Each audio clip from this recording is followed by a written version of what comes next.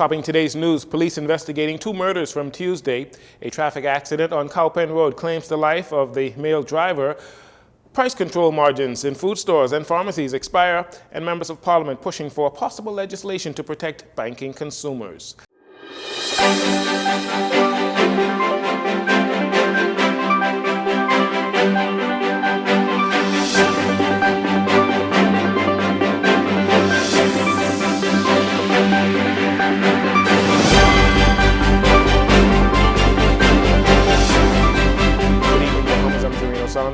This is your JCN Evening News. Gun violence continuing to rear its ugly head as two murders happening roughly at the same time on Tuesday afternoon here in the capital.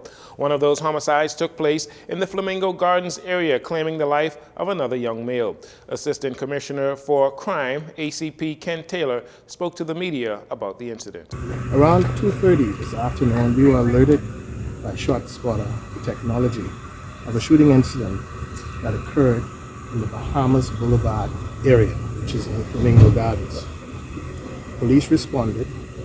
We received information that there were two vehicles, a silver Japanese vehicle and a white Japanese vehicle. The silver Japanese vehicle began firing shots at the white Japanese vehicle, which resulted in the passenger of that vehicle being shot multiple times about the body. He succumbed as a result of his injuries. We do know that the victim is on bail for murder, and he is affixed with an electronic monitoring device on his ankle. We're asking members of the public, whatever information that they may have, to assist us in furthering this investigation. It is understood that the driver of the white Nissan Cube, who is also known to the police, is assisting in this investigation.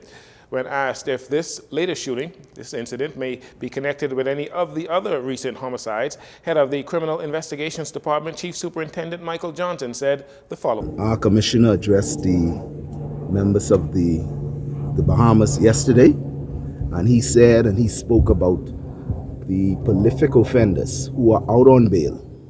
And he specifically said that persons who are out on bail for serious offenses, particularly murders, they either become victims as soon as they are given bail, or they become the perpetrators of these different crimes. And so we ask persons who are out on bail for these serious offenses to please allow their process to take place in the courts and stop and desist from being victims or perpetrators of these different offenses. We have seen it time and time again, and I also say to members of the public, if you have family members who are also on bail for these serious offenses, be careful of even hanging with these persons. You could end up a target. And we continue to say this. It is a trend that we have been noticing over the past several months, and we're going to be resolved and continue to go after these persons. Now, in regards to preventing future murders and criminal activity from happening, head of the Southwestern Division, Chief Superintendent Mark Barrett, spoke of the initiatives being used to reduce high rates of crime in the southwest regions of New Providence. And what we're taking a zero-tolerance approach, an aggressive approach to policing in this particular district. We have one of our core initiatives, which is our Operation Eradication. And so what we are doing, we are out on the streets constantly conducting aggressive stop and searches. And so we want to warn people, if you come into this particular area and you are infringing on any laws, we will deal with you according to the laws of the Bahamas.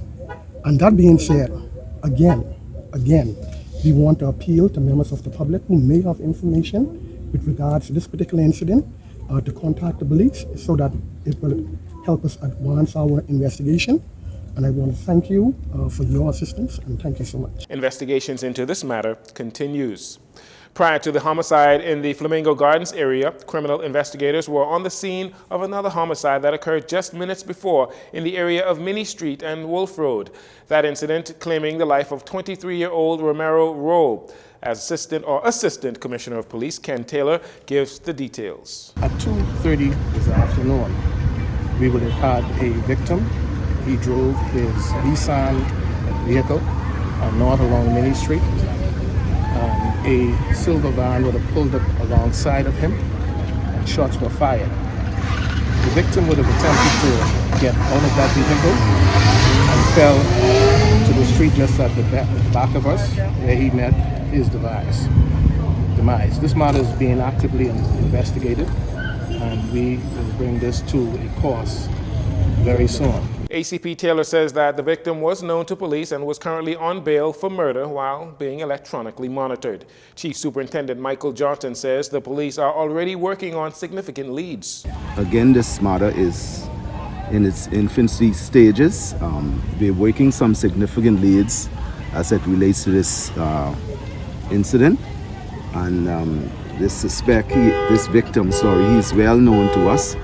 And so we're working with some significant leads at this time. And as we progress in this investigation, you will be apprised of what we have so far. The police are appealing to members of the public to bring forth any information you may have in regards to this latest matter. Contact the police anonymously at 328-TIPS. That's 328-8477. Police investigating a traffic fatality here in the capital. A male believed to be in his early to mid-30s succumbed to injuries from a traffic accident on Cowpen Road shortly after 4 a.m. this morning. Preliminary reports indicating that the lone occupant of the blue Suzuki Swift was traveling west on Cowpen Road near Golden Isles Road when he collided with a wrecker truck parked on the northern side of the road. The vehicle received extensive damage. Emergency medical service were summoned to the scene where they confirmed there were no signs of life. Investigations into this matter continues as well. The expanded price control list put in place by the government has expired. Senator Michael Halkitis, who is also the Minister of Economic Affairs, told reporters before the weekly cabinet meeting on Tuesday that the price control margins agreed to between the government and pharmacies ended in January, and the expanded categories of grocery items expired last week, April 17th. He says the agreement was to have temporary relief for consumers following the rise in inflation, but now things have kind of settled down. Our reports are that, and I had a meeting with the Price Control Department yesterday, that by and large the retailers, notwithstanding some commentary in the public, that by and large retailers have complied, or they did comply. During that time, we also said that what we would do is beef up our ability to enforce. So we've hired a number of new price inspectors. We've given them more resources in terms of vehicles to do the inspections, computer technology, and next month we'll be opening some new premises so they can have a standalone premises for themselves as well as the Consumer Protection Commission. So we believe that given that inflation, particularly in the U.S., has moderated in recent months, we expect to see some of that pass through to us. Combine that with our increased enforcement capability, that we should be able to better protect the consumer going forward. So even though the expanded lists have expired, we are in a better position to enforce the law as it is. Minister Halkitis goes on to say that there are no plans to reinstate or place a permanent expansion on the breadbasket items because consumers are now better protected than they were 6 months ago. This time, we have not made that decision. And so, we'll continue to monitor the situation. Bear in mind, at the time, when the expanded lists were put in place, we stated to the public and to the, organized retailers, grocery retailers, that it was a temporary measure. So, we don't want to go back and just automatically extend something after we had given our word that it was temporary, but we'll continue to monitor the situation. And what the bottom line is, we have to use the tools that we have to protect the consumer, and if it becomes necessary, we'll have to consider it sometime in the future. The minister says he believes the expansion list was worth it and that it relieved some of the burden off the back of Bahamians during a time of elevated costs around the world. Minister of Tourism, Investments and Aviation, Deputy Prime Minister Chester Cooper says, although there is noise in the market, those leading the Royal Caribbean International or RCI Beach Club project on the western end of Paradise Island are following the guidelines and protocols laid out by the government. The Tourism Minister spoke to reporters before entering Parliament this morning. They are following the same protocols, which are the standard protocols of the Department of Environmental Planning and Protection. These are the same protocols that Atlantis would have had to abide by when they constructed on Bahama. I am confident that these protocols and laws and the professionalism and expertise of DEP will continue to prevail. And I keep saying that if these guidelines and protocols were good enough for the billion-dollar investments of Atlantis and Bahama, and they worked, I'm confident they will work for the $100 million investment of RCI. I think, there's some anxiety. We need to allow the professionals to do their work. A number of environmentalists have been calling for the government to reconsider granting approvals for RCI's $100 million PI Beach Club project prior to completing environmental evaluations. Minister Cooper says the government is open to hearing those concerns made by Bahamians. And if we have any concerns, we ought to express those concerns. Notwithstanding their expertise, they might miss something. But what we want to do is to ensure that the public is heard. And therefore, DAP, through their public consultation, is always interested in legitimate feedback. So if there's an environmental concern, it will be heard, it will be addressed.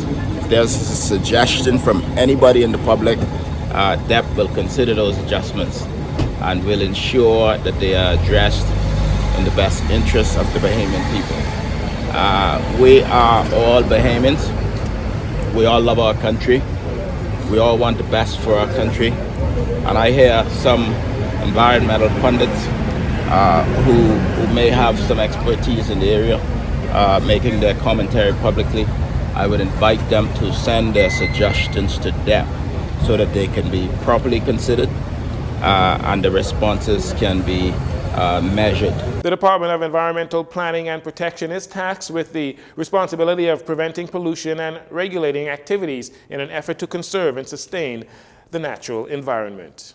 And finally, in this segment, Member of Parliament for Fox Hill and Minister of Foreign Affairs and the Public Service, Fred Mitchell, has been an advocate for Bahamian consumers frustrated with the latest trends in the banking sector, like increasing fees, banks closing locations on family islands, and less face-to-face banking as customers are being forced to bank online. Well, it seems as if the minister's efforts against the current banking trends are beginning to gain traction and support among his fellow parliamentarians. We hear more in this next report. As members of Parliament debated the second reading of the Central Bank Amendment Act, the Minister of Foreign Affairs and the Public Service, Fred Mitchell, chose to use much of his time allotted on the floor to address the issue of regulations or the lack of regulations in the banking sector, particularly by the Central Bank of the Bahamas, which is responsible for regulating banks. I can tell you that my constituents are agitated to no end about the regulation or the lack thereof of regulation of the banking sector in this country. That we have, over the past decade, presided over the debanking of communities from north to south in the country. We have presided over the depersonalization of services in the banking sector. We have presided over the increase in costs of services and the lessening of those services. Mr. Mitchell says it is unfortunate the banking sector, nor the Central Bank of the Bahamas, seems prepared to listen to the concerns of the Bahamian people, even after speaking directly with the governor of the central bank, John Roll. We have complained and screamed and shouted and done whatever we can to reverse this trend. We've appealed to the regulator, and nothing has changed that path or that pattern. And so the relevance of my debate today is to do what I can in terms of my voice to make a public appeal with regard to this. Minister Mitchell asked parliamentarians what do they do about the issue. He noted that several Bahamians have applied to the central bank for banking licenses but have been rejected. He says it appears the only solution is for there to be new legislation in regards to banking regulations that protect consumers. One of the solutions to this problem might be that the legislature is going to have to intervene. Minister Mitchell says what would be preferable is if the banking sector and the central bank got the message. Shadow Minister for Finance Kwesi Thompson says the official opposition agrees with Minister Mitchell and would support efforts by the government to address consumer concerns in the banking sector. Listen to the remarks by the member for Fox Hill, and at least with respect to the position with the banks in the Family Islands, I support the comments that that you were making. I believe that I can't believe any of us would not support those comments. While you are in government, I believe you have an opportunity to do something about it. And the question is whether you have the will and the support to be able to put into action those comments that were made. And I think if you were able to convince your colleagues that action should be made, we would support it. Meanwhile, the Member of Parliament for Long Island, Adrian Gibson, also spent a considerable amount of his time on the floor lamenting the poor banking services in his constituency, pointing out the safety concerns that arise for local businesses when there is no bank to make deposits. We'll take a break here. We'll be right back after these commercials.